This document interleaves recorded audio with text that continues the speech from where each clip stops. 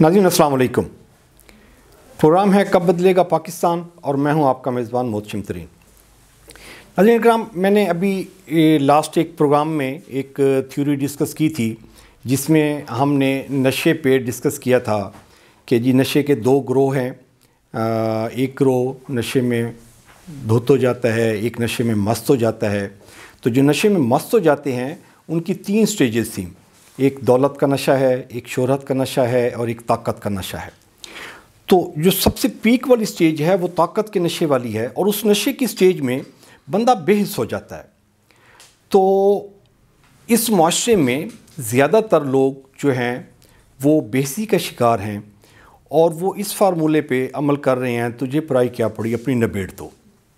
لیکن اس معاشرے میں کچھ ایسی شخصیات بھی ہیں جو درد دل رکھتے ہیں، جو معاشرے کا ایک اہم ستون تصور ہوتے ہیں، اور اپنے آپ کو انہوں نے منوایا ہے کہ جی اگر آپ اپنے آپ کو علاقے کے لیے، معاشرے کے لیے آپ ڈکلیئر کر لیں تو اس کا تو چارم کچھ اور ہے، اس کی زندگی کچھ اور ہے، اور اس کے لیے جو بلیسنگ ملتی ہیں، جو دعائیں ملتی ہیں، اس کا تو کوئی اندازہ ہی نہیں کر سکتا۔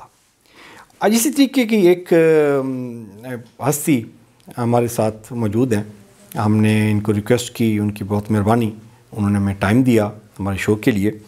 راہو مظہر الاسلام صاحب ملتان پورے میں، اور بلکہ ہم اس کو کہہ لیں کہ یہ جنوبی پنجاب میں یہ جانی پیشانی شخصیت ہیں۔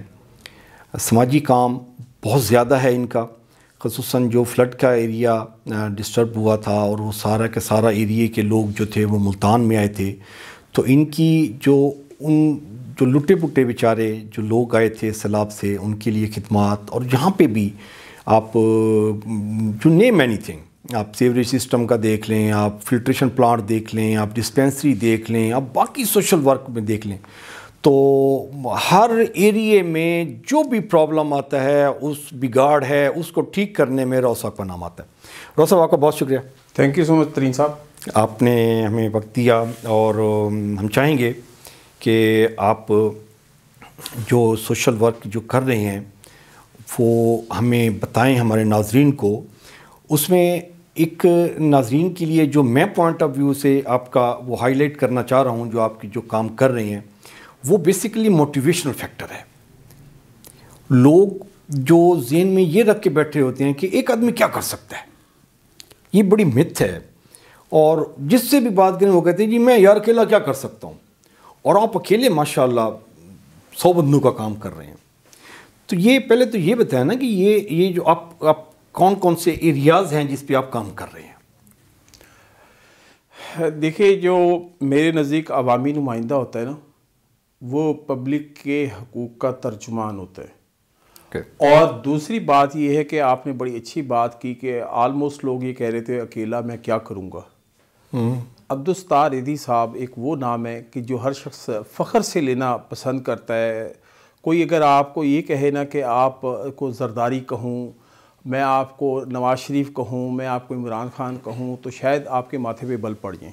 لیکن اگر کوئی آپ کو یہ کہے نا کہ میں آپ کو عبدالستار ایدھی کا لقب دینا چاہتا ہوں، تو آپ کا چہرہ خوشی سے کھل اٹھے گا۔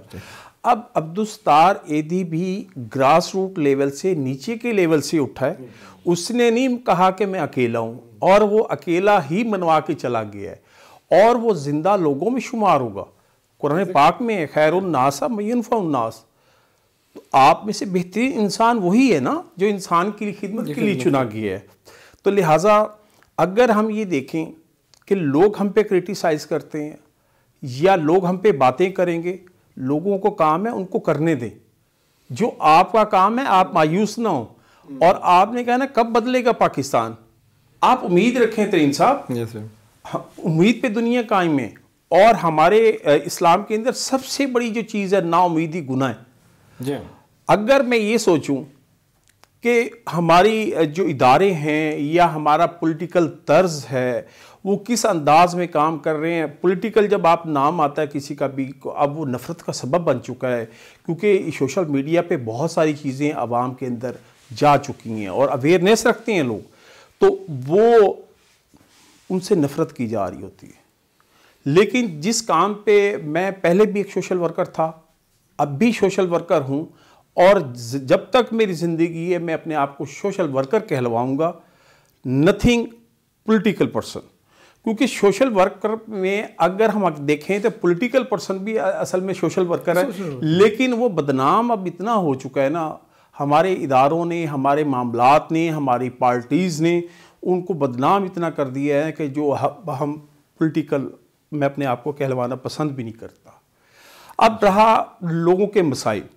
کن کے ایریاز میں؟ جی دیکھیے, لوگوں کے مسائل یہ ہیں ترین صاحب, جب لوگوں کی وجہ سے آپ کو پذیرائی ملتی ہے, لوگوں کی وجہ سے آپ کو عزت ملتی ہے, لوگ آپ کو منتخب کرتے ہیں.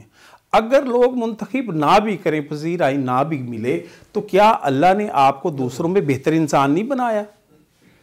کیا اللہ نے آپ کو کسی چیز میں محروم کیے؟ کیا اللہ نے آپ کو ڈسیبل بنایا؟ نتھنگ. ہم ایک بال نہیں بنا سکتے. جب رب تعالیٰ نے ہمیں دوسروں میں اچھا بنا دیا ہے اور پھر یہ کہہ دیا کہ میں حقوق اللہ تو معاف کر سکتا ہوں, حقوق العباد معاف نہیں کر سکتا, وہ کسی صورت میں معاف نہیں ہو سکتے. اب آ جاتے ہیں ہمارے پبلک کے مسائل.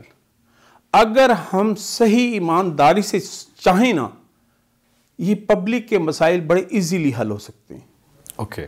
آپ نیک نیتی سے قدم اٹھائیں, اللہ سے رجوع کریں. آپ کسی کی طرف مت دیکھیں کہ میرے ساتھ وہ ملے گا تو پھر میں اس کا تکمیل تک اس کام کو پہنچاؤں گا. نتھنگ. آپ صرف رب تعالیٰ سے جستجو کریں کہ یا اللہ میں یہ کام کرنا چاہ رہا ہوں. میں یہ سوچتا ہوں ترین صاحب, ہمارے ملک میں ڈیزیز آئی, کرونا کی ڈیزیز آئی, بہت سارے لوگ متاثر ہوئے. اللہ پاک نے مجھے توفیق دی, سینٹر کھلوایا, سینٹر پہ کام کیا, وہاں پہ ہم نے ریمپ بنوائے, پانی کی سبیل اور چائے کی سروس, ٹوٹل سروسز دی. میرے بچوں نے کام کیا, میں نے کام کیا. وہاں ہزاروں لوگ کرونا والے آتے تھے, لیکن ہم تو بچ گئے کرونا سے. ہمیں تو کرونا نے کچھ نہیں کہا, اس لیے کہ اللہ تعالیٰ ہم پہ کام لینا چاہ رہا ہے.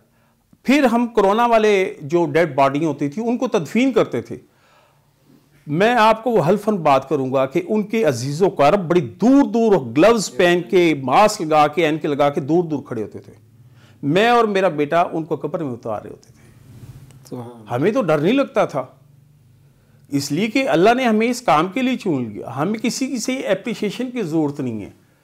اور میں یہ کہتا ہوں کہ اگر آپ پبلک کے تحفظ نہیں کر سکتے, بہتر کام نہیں کر سکتے, تو پھر استغفار پڑھا کریں. ہمیں جب تدفین کرتے تھے ہمیں تو کرونا نے کچھ نہیں کہا. پھر ابھی ڈینگی کی ڈیزیز آئی, میں ہر روز ہی ڈینگی سے کھیل رہا ہوتا ہوں. صبح صبح بھی کوئی میری ایکٹیویٹیز ایسی ہیں کہ جو میں کیمرے کے سامنے بتانا نہیں چاہ رہا. ارلی ان دا مارننگ تو میں اوپن جگہ پہ بیٹھا ہوتا ہوں, اذان سے پہلے بیٹھا ہوتا ہوں, اذان کے بعد بھی بیٹھا ہوتا ہوں, اور اس کے بعد شام کو بھی یہاں پہ شاورنگ کر رہا ہوتا ہوں. تو مجھے تو ڈینگی نے کبھی نہیں آ کے کہا کہ میں آپ سے ملنا چاہ رہا ہوں. میں تو او پازیٹیو بلڈ ہے میرا, تو ویسے بھی میری پوری فیملی کو اللہ نے بچا کے رکھا ہے. جب آپ صرف اللہ کی رضا کے لیے, اللہ کی رضا کے لیے لوگوں کی خدمت کو اپنا اوڑھنا بچھونا بنا لیں گے, تو اللہ تعالیٰ آپ کا حامی ناصر ہوگا, اور اللہ تعالیٰ آپ کو ہر جگہ مایوسی نہیں ہوگی آپ کو کسی بھی صورت میں. ابھی آ جاتے ہیں میں نے صاف پانی کے اوپر کام کیا. میں گراس روٹ لیول پہ تھا. میں نے دیکھا کہ آج تک ہم اپنی پبلک کو صاف پانی نہیں دے سکے. ہم فیشن کے طور پہ منرل واٹر تو پی لیں گے, یا جو صاحب حیثیت ہے وہ پی لیں گے, اپنے گھر میں کین منگا لیں گے. باقی لوگوں کا کیا, غریب آدمی جو ہے جو افورڈ نہیں کر سکتا, وہ ان کا کیا قصور ہے؟ تو لہٰذا میرے ماں باپ کی روح بڑی خوش ہوتی ہوگی. اللہ پاک نے مجھے فلٹریشن پلانٹ, اور میں اپنے فلٹریشن پلانٹ کو اپ گریڈ کرتے ہوئے ان کو سبمرسیبل پمپ پہ لے کے چلا گیا. کیونکہ میں نے یہ دیکھا کہ جو ہماری واسا کی سیور کی لائنیں ہیں اس کے اندر واٹر سپلائی کے اندر سیوریج کا پانی مکس ہو رہا ہے, وہ جو ہیپاٹائٹس کا سبب بن رہا ہے, جو ہمارے لیور کے ٹوٹل پرابلم یا کڈنی کے پرابلم سارا اسی کے سبب بن رہا ہے. اس چیز کے پیش نظر میں نے صاف پانی کے اوپر کام کیا ہے. میں کوئی منسٹر نہیں ہوں, صرف ایک گراس روٹ لیول سے ایک ورکر ہوں. میں نے قدم اٹھایا کہ حضور پاک صلی اللہ علیہ وسلم کہا کرتے تھے نا کہ کون ہے جو کنواں خرید سکتا ہے, کون ہے جو نلکے لگا سکتا ہے. تو آج وہ نلکے اور کنواں کا دور ختم ہو گیا, یہ پانی کا دور آ گیا. اب وہی ہمارا سیوریج کا مکس ہو رہا ہے. تو فلٹریشن پلانٹس کو میں نے کنورٹ کیا سبمرسیبل کو, تاکہ کم از کم ہم زمین سے 1000 فٹ پانی لیں. وہ پانی سیوریج زیادہ تو نہیں ہوگا نا, تو شکر الحمدللہ 3 فلٹریشن پلانٹ، ابھی میں تیسرے اپنے پلانٹ کو سبمرسیبل کی طرف کنورٹ کرنا چاہ رہا ہوں انشاءاللہ، اور میں کر لوں گا۔ پھر میں کھیل کے گراؤنڈ میں دیکھا ہمارے جو جلوس جلسے نکلتے ہیں، میں نے اس میں دیکھا، میں نے پھر جنازوں کے اندر دیکھا کہ لوگ پانی کی بوٹل لے لیتے ہیں، یا ہمارے محرم کے ادوار ہوتے ہیں، میں نے اس کے اندر دیکھا، تو سوچنے لگا کہ کوئی اور سسٹم ایسا لانچ کیا جائے کہ جو اس کو تک پانی پہنچ سکے۔ تو میں نے ملتان کے اندر چلتی پھرتی پانی کی سبیل انٹروڈیوس کرائی، اور وہ موویبل ہوتی ہے، رکشے پہ ہوتی ہے، اور حفظان صحت کے مطابق ہوتی ہے، اور اس میں پانی بھی حفظان صحت کے مطابق ہوتا ہے۔ اب ہمیں پتہ چل جائے کہ کسی سکول میں شٹ ڈاؤن ہے، آپ کو پتہ ہے 4 سے 5 گھنٹے تو لائٹ گئی، تو سکول کے بچے اور بچیاں پانی سے بھی لگ رہے ہوتے ہیں۔ کس کے بچے اور بچیاں؟ کہ ان کی وجہ سے عزت ملتی ہے، انہی لوگوں کی وجہ سے عزت ملتی ہے نا، تو وہ ہماری سبیل وہاں سکول میں موو کر جاتی ہے، اور بچوں کو ٹھنڈا پانی دستیاب ہوتا ہے۔ اسی طریقے سے کوئی محرم کے ادوار ہیں، ہم سے پوچھ لیں، میں پبلک نمائندہ ہوں، مجھ سے پوچھ لیں کس گھر سے پنگوڑے کا جلوس نکلے گا، کس سے علم کا نکلے گا، کدھر سے مہندی کا نکلے، مجھے ایک ایک گھر کا پتہ ہوتا ہے، اور میں اور میرے بچے وہ ڈیوٹی دے رہے ہوتے ہیں۔ ہمیں اس سے غرض نہیں ہے، ہمیں انسانیت سے غرض ہے۔ اب ہمارے دیگر کوئی ملتان میں ایسے ایونٹ آ جاتے ہیں، کوئی پریس کے سامنے کوئی آ جاتے ہیں، کوئی جلسے جلوس آ جاتے ہیں، ہماری سبیلز وہاں پہ موو کر جاتی ہیں، اور میں خود کھڑا ہو کے ڈیوٹی دے رہا ہوتا ہوں۔ موسٹ لوگ مجھے چاہ رہے ہوتے ہیں کہ جلسے میں آپ اوپر آ جائیں، ہمارے ساتھ آ جائیں، یا آپ آ کے فوٹو کھنچوا لیں۔ میں کہتا ہوں فوٹو تو صرف میرے لیے کھینچے گا، جو میں 1000 لوگوں کو پانی اپنے ہاتھ سے پلا دوں گا، میری بخشش کا عمل تو وہ ہوگا۔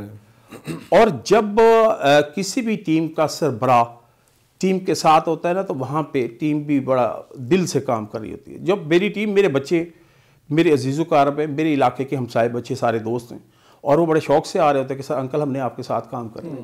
اب وہ میرے ساتھ کام کیوں کرنا ہے کہ اس لیے میں خود بھی کام کر رہا ہوں، میں خود پانی پلا رہا ہوں، میں تصویر آپ کے ساتھ بنوا لوں گا۔ اب میں اسی چکر کے اندر کھڑا ہو جاؤں گا، نہیں جی تصویریں بن رہی ہیں، آپ اللہ کے گھر اپنی تصویر بنوائیں۔ اصل وہ تصویر ہے جب آپ کسی کو پانی پلائیں گے، اس کے دل سے دعائیں نکلیں گی، آپ کو دعا کی ضرورت نہیں ہے، آٹومیٹک آپ کی بخشش کا عمل ہو جائے گا۔ تو کوئی بھی ایونٹ ہے، مجھے اس سے غرض نہیں، ایون کرسچنوں کا بھی کوئی ایونٹ ہوتا ہے، مجھے اس سے غرض نہیں، کسی کا بھی، ایک انسان کا تو ہے نا، تو میں وہاں تک پہنچتا ہوں۔ کھیل کے گراؤنڈ ہیں ہمارے، اب وہاں بچے پانی سے فیضیاب نہیں ہو رہے ہوتے، وہ ہماری سبیل وہاں چاہتی ہے۔ تو اس طریقے سے جنازہ گاہ ہے، اب جنازہ گاہ کے اندر آپ کی پانی کی بوٹل جو ہے 2 سے 3 منٹ میں گرم ہو جاتی ہے۔ اب قبرستان سے آپ نکلتے ہیں تو پانی کی شدت آپ کو محسوس ہو رہی ہے، ہم وہاں تدفین بھی کرتے ہیں، تدفین کے بعد باہر پانی بھی پلا رہے ہوتے ہیں۔